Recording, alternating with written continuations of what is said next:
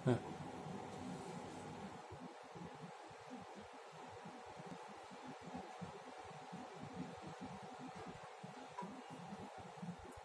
Students, आज हम Ben Jonson की पोयम द नोबल नेचर को डिस्कस करेंगे।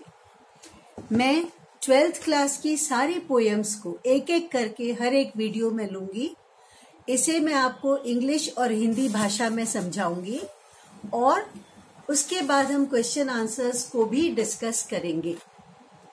तो ये जो पोयम है बेन जॉनसन ने लिखी है द नोबल नेचर, इसमें कॉन्ट्रास्ट दिखाया है। कॉन्ट्रास्ट किस में दिखाया है? सार्थक जीवन और निरर्थक जीवन। सार्थक जीवन कैसा होता है? वो गाना है ना, जीना उसका जीना है जो औरों को जीवन देता है। तो सार्थक जीवन, जैसे फौजी, हमारे आर्मी के सिपाही कम उम्र में ही शहीद हो जाते हैं, लेकिन देश के लिए शहीद होते हैं, तो उनके जीवन का कुछ मीनिंग हुआ। चाहे छोटी जिंदगी जीते हैं लेकिन क्वालिटी लाइफ जीते हैं। और बहुत लोग जीवन में कुछ नहीं करते, कभी किसी के काम नहीं आते, ओक ट्री की तरह से जीते हैं, बहुत सालों तक जीते हैं और मर जाते हैं, लेकिन अपना योगदान जीवन में किसी को दे नहीं पाते।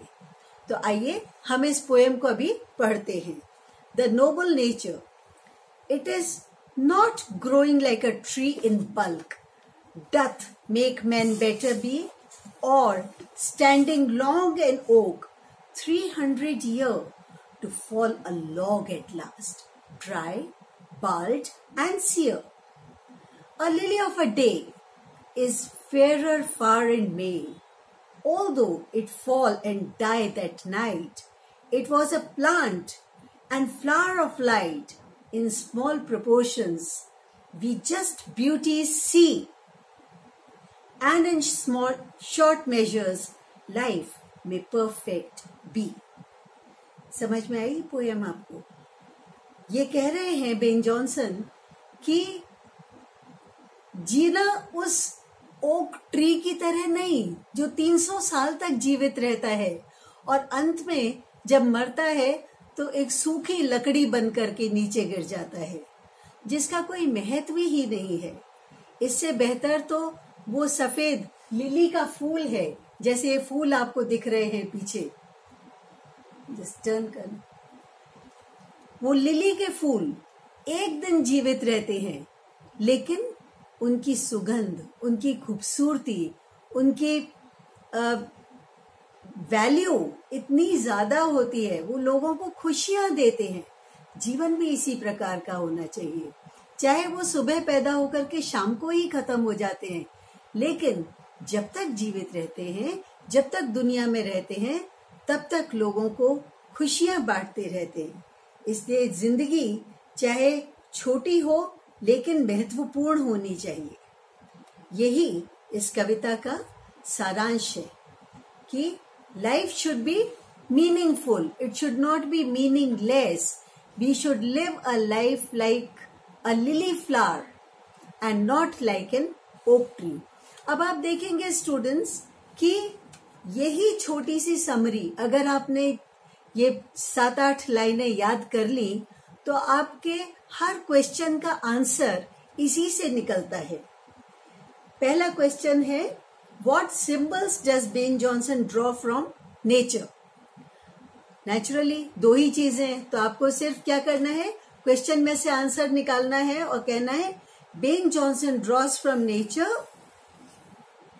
an oak tree which lives for 300 years and a lily which lives for a day.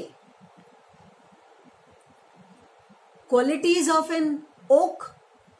अब क्वालिटीज तो कुछ भी नहीं है ओक ट्री की, वो तो ये है कि जस्ट, तो आप क्या लिखेंगे, it lives for, its bulky in size, it lives a long life span of 300 years, gives no fruits or flowers, in the end it becomes like a log, dry, bald and sear, and it falls on the ground.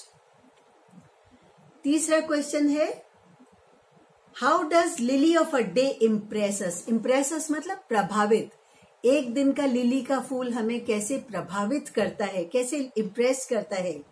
तो कैसे impress करता है? अपनी beauty से। तो हम इस answer को भी क्वेश्चन से कैसे लेंगे? A lily of a day impresses us by its beauty. Within a short span, it gives joy to the beholders. Its beauty casts a spell on everyone.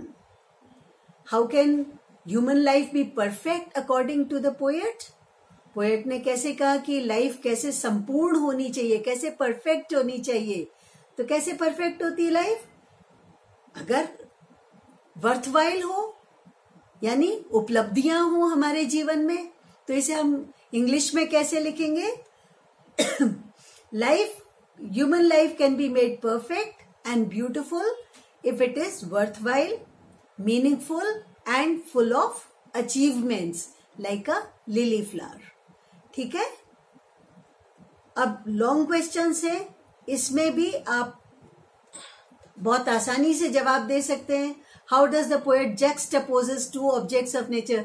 जैक्सटापोज का मतलब होता है इंटरमिंगल्ड, यानी कि ऑपोजिट भी है और एक साथ भी है।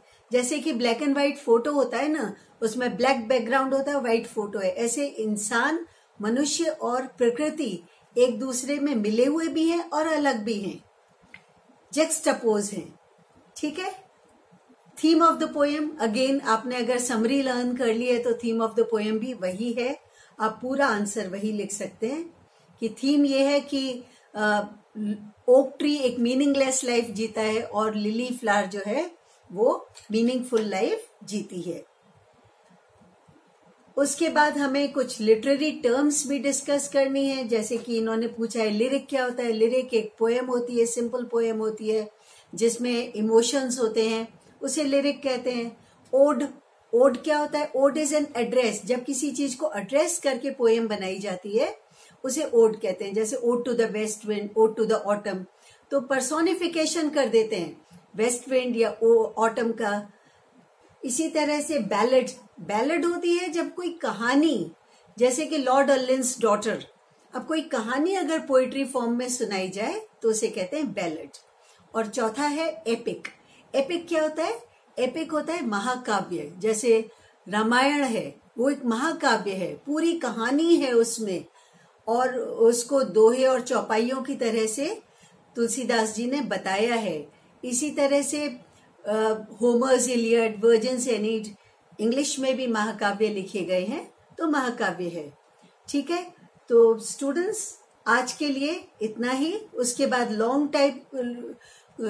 क्वेश्चंस भी आते हैं और कई बार कोई 4 लाइंस देके उसमें से क्वेश्चंस फ्रेम किए जाते हैं एग्जाम में। तो I am sure you can handle all that once you learn the summary of the poem. So I think this much for today. Thank you very much.